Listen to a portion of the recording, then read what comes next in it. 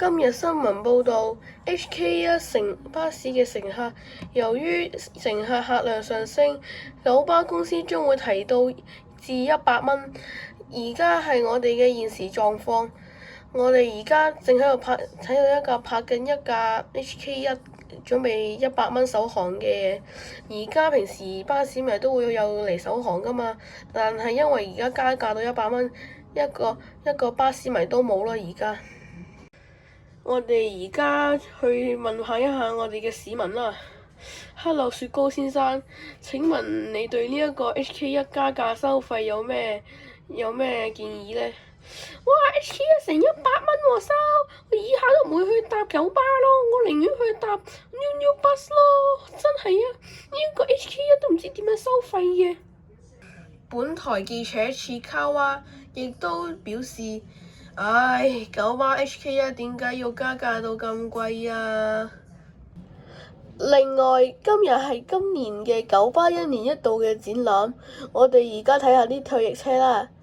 但係點解會得2架嘅？咦，九巴你發生乜嘢事啊？唉，真係啊！而家九巴都唔知點。我哋而家訪問一下我哋嘅市民啦。請問 Lulu G 小姐，你對呢一個九巴展覽只得2架巴士，你覺得點樣呢？我覺得九巴應該可以放多少少退役巴士嘅，但係如果得2架，冇人去啦一定。本台記者切卡娃亦都表示：唉，呢個九巴展覽得2架車就要收費我哋300蚊。唉，我真係唔明九巴喺度做緊啲乜嘢咯，我都唔會去參觀啦以後。最後一則新聞，今日喺唔知邊度發生咗一宗新潮巴士相撞案。一架蛇年嘅新潮巴士正在返廠準備拆廣告嘅時候，一架馬年巴士唔知開緊乜嘢路線，突然間衝燈直衝落去蛇年巴士嗰度。